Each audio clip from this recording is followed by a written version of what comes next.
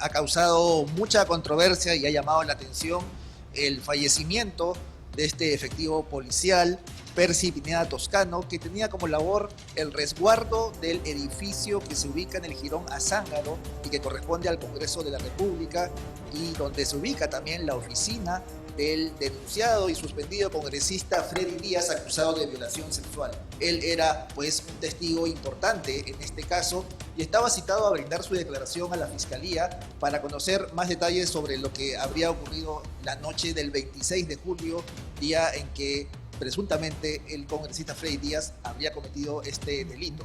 Lo cierto es que en el Congreso se ha tomado con digamos, con mucha suspicacia que la muerte de este efectivo policial, y se cuestiona mucho el hecho de que se haya conocido recién, porque el hecho sucedió el mes pasado, la muerte del efectivo policial sucedió el mes pasado, y si es que la defensora del pueblo, Eliana Rebollar, no lo informa, probablemente no lo conoceríamos en este momento. Entonces, esa forma tardía en que se ha dado a conocer esta información genera suspicacia del Congreso, y desde la bancada de Avanza País, por ejemplo, la congresista Norma Yarro indicó de que esto se debe investigar lo más pronto posible, al igual que el congresista Alejandro Muñante de Renovación Popular indicó de que esta información debe ser corroborada y debe ser indagada a profundidad por parte de la Fiscalía, porque era un testigo importantísimo en este caso que involucra al congresista Freddy Díaz, y eso hace que su muerte sea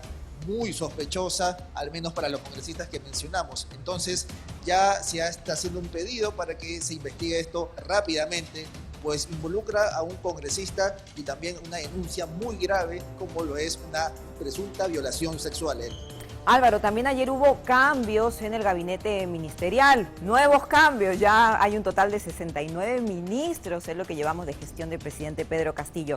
Cambios en la cartera de Agricultura, que ahora la ocupa la señora Jenny Ocampo, y también en la Cancillería porque volvió César Landa. Me imagino que los parlamentarios también expresaron algún tipo de argumento respecto a estos cambios tan, digamos, habituales, ¿no?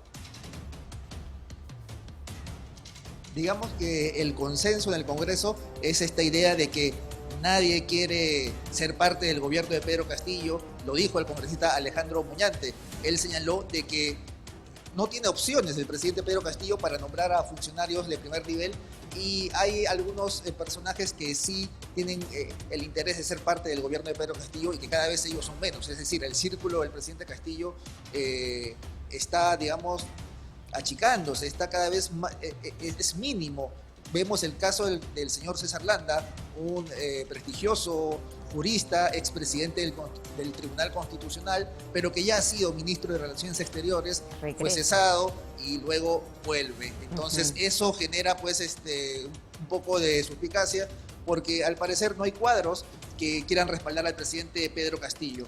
Y la imagen, en cuanto a la nueva ministra de Desarrollo Agrario y Riego, bueno, es una funcionaria de carrera, vamos a ver cuál es su desempeño.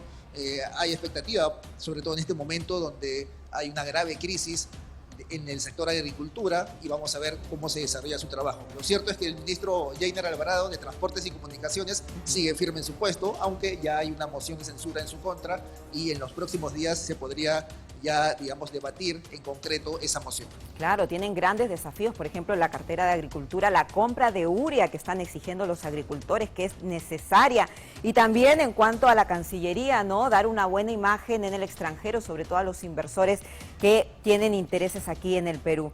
Otro tema que debemos destacar, Álvaro, es esta falsificación que se habla en una firma en el memorando que retiraba del cargo al coronel Harvey Colchado. Me imagino que los congresistas también se han referido a ese tema.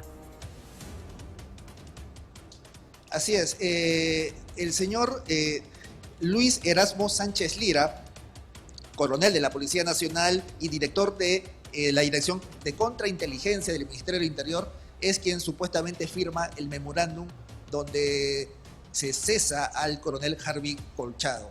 Pero el señor coronel Erasmo Sánchez Lira indica de que esa firma fue falsificada.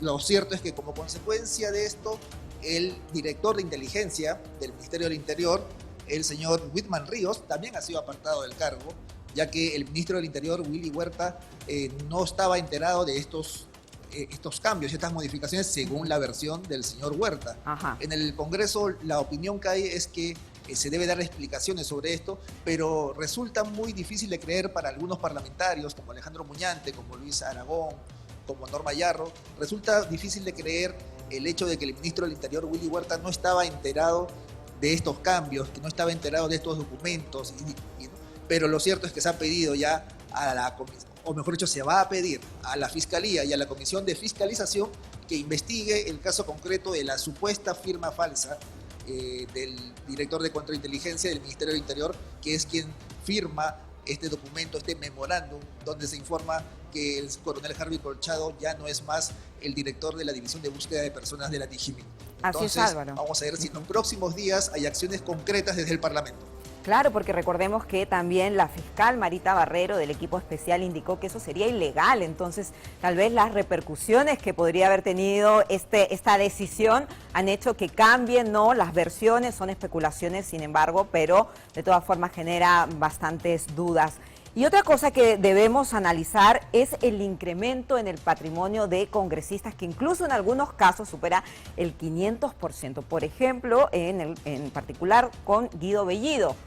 Muchas personas también indican que, claro, ya ellos no están a favor de este cambio en la Constitución que permitiría el adelanto de elecciones y que uno de los motivos sería precisamente el incremento que han tenido en sus beneficios económicos, ¿no? Justamente conversábamos sobre ese tema con el congresista Luis Aragón de Acción Popular y él indicó de que los parlamentarios tienen que sincerarse y tienen que decir la verdad. Si es que realmente quieren o no quieren un adelanto de elecciones y cuáles son sus razones para esa decisión. Indicó de que se deben sincerar y decir, ¿me conviene o no me conviene? Fueron las palabras de Luis Aragón. Y el congresista de Acción Popular señaló también de que él está de acuerdo con el adelanto de elecciones siempre y cuando se realicen reformas previas, reformas electorales, reformas constitucionales que permitan tener un marco jurídico más adecuado para unas nuevas elecciones generales. Después el congresista Alejandro Muñante de Renovación Popular no estuvo de acuerdo con esta teoría de que hay algunos congresistas que no desean irse porque les resulta rentable estar en el Parlamento, pues consideró de que hay congresistas que incluso en el sector privado ganaban mucho más que como congresistas, así que no le pareció necesariamente una teoría válida. Son opiniones, son posiciones distintas que hay en el Congreso, pero el dato concreto es que gran parte de los parlamentarios no están de acuerdo con el proyecto de adelanto de elecciones y eso quedó ayer comprobado en la Comisión de Constitución, donde se debatió el proyecto de Susel Paredes y donde incluso vimos pues, a la congresista Gladys Echaíz minimizando los problemas que existen en el país e indicando de que no ve ninguna crisis en el Parlamento. La vimos, la posición de la congresista Gladys Echaíz muy controversial, ¿no? Muy controversial y que ha generado pues, también un poco de controversia. Sí, ajena parece a la realidad que vemos todos los días en el Congreso de la República y en el Poder Ejecutivo. Gracias, como siempre.